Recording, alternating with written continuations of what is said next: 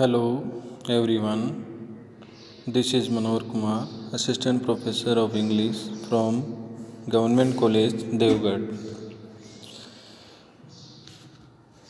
In the previous lesson,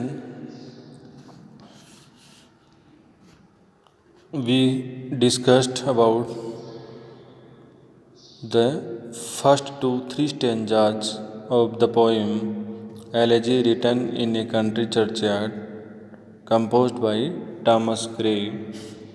And today we are going to start the fourth stanza of the poem. As you know, in the first stanza, the poet builds up an atmosphere of evening, and the evening bell is ringing, which indicates the end of the day. The sheep are returning to the village over the pasture land. They are walking in a winding course as is their habit, and they produce their natural sounds. The farmer is also walking heavily homewards, tired of the day's labor. The darkness of the night is descending upon the world, and the poet finds himself all alone in the churchyard. And in the second stanza, the atmosphere of descending night is continued, and the twilight is deepening into darkness, and the landscape, which was dimly visible in the twilight, has now become invisible to the eye. Silence and an air of solemnity mark this hour. No sounds of uh, vulgar mirth are heard. The silence is broken only by the dull humming sound of beetle in its circular flight, and by the tinkling of bells round the necks of sheep. And in the third stanza, the poet describes also the gloomy atmosphere. The owl's cry is heard from the ivy covered church tower, which is the secret home and secret place and secret dwelling place for owl. The owl cries whenever some flying bird or insect goes too near the tower and invades the secret spot, which has been the dwelling place of the owl for a long time. And it would seem as if the owl were complaining to the moon about the interference with his privacy. So it was the description of first to third stanza of the poem, in which the poet builds up the atmosphere of gloominess and sadness. Now we are going to study the fourth stanza of the poem, in which the poet laments or mourns the death of poor forefathers who are lie buried in the churchyard. In the fourth stanza, beneath those rugged elms that you trees said were huge, the turf in many a mouldering heap, each in his narrow cell, forever led the rude forefathers of the hamlet sheep. So, in the fourth stanza, the poet, beneath those rugged elms, rugged means rough trunks, the trees which have rugged rough trunks.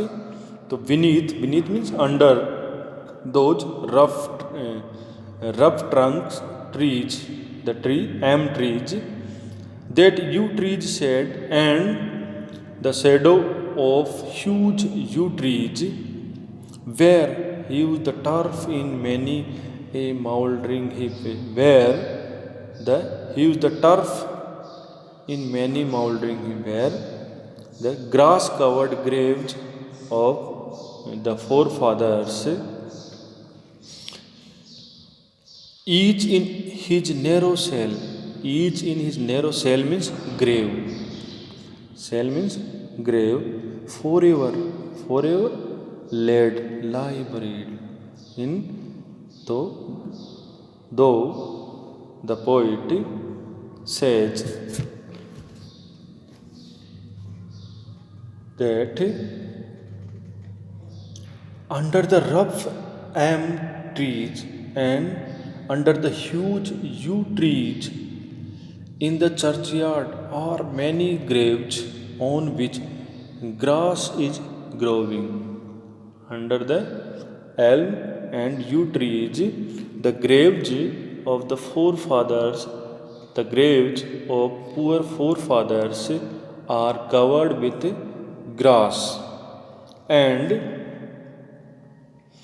the simple rustic villagers of the past generations lie buried in these graves where they will sleep forever.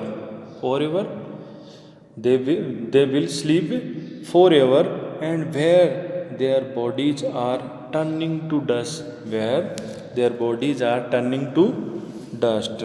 The rude means illiterate, poor, humble forefathers of the hamlet means small village sleep, eternal sleep.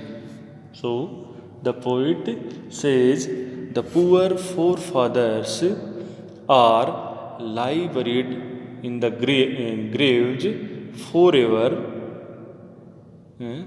and in their eternal sleep, which the graves which are made, which are made under the elm and yew trees, which now are covering with grass, and the dead bodies of poor forefathers is turning in. The dead bodies of forefathers are turning to dust. So in these lines the poet describes the lie buried forefathers and their humble graveyards under the elm trees with their rough trunks, and in the shadow of the huge yew trees in churchyard are covered with grass, and the bodies of the rustic ancestors of the village are turning into dust. Each dead man lies in his narrow grave in eternal sleep.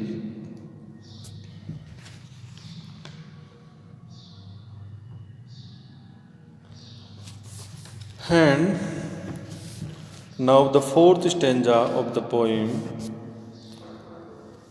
fifth stanza of the poem.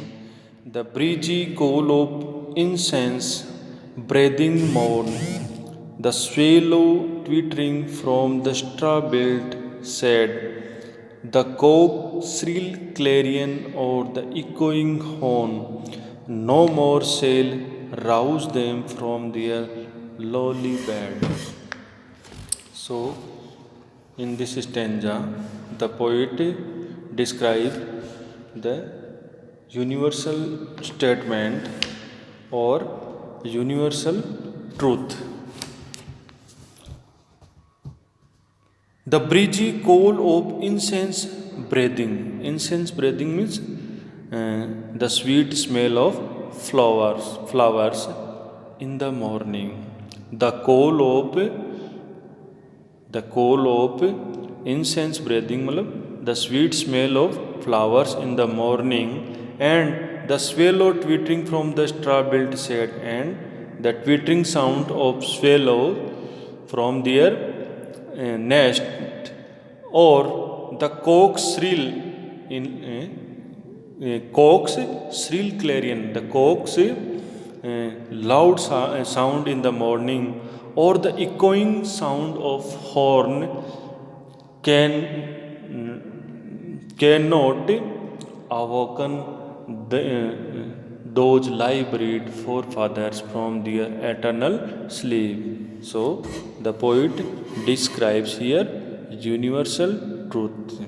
So no one can arouse them from their eternal sleep.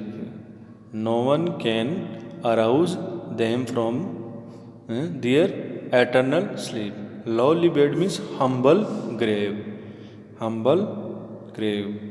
So in this stanza, the poet says, when the poor villagers who lie buried in the churchyard in their humble grave will never wake up. When they were alive, they were awoken from their humble beds by the fresh morning air laden with sweet smells, or they used to wake up to the sounds of swallow twittering from the shed made of mud and straw, and the loud and shrill crowing of a cock, and the huntsman horn, the sound of which was multiplied by the echo. But now they are dead and are unable to heed the summons of morning. No more will the chirping of birds, or the loud crowing of the cock, or the sound of huntsman horn awaken them from their eternal sleep, though these sound will be echoed by their graves. Their sleep is everlasting. So they, in this stanza, the no more shall rouse them from their lowly bed. So in this line there is a universal statement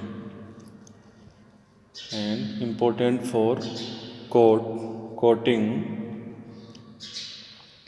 Though the poet says, neither the cool of the morning breeze laden with sweet smells, nor the twittering of a swallow from the mud and straw shed, or nor the loud and shrill crowing of the cock serving as a bugger, nor the echoing horn of the huntsman will ever awaken these dead men from their humble graves. So it was your fifth stanza, and in the fourth and fifth stanza, the poet laments or mourns the live-buried forefathers who are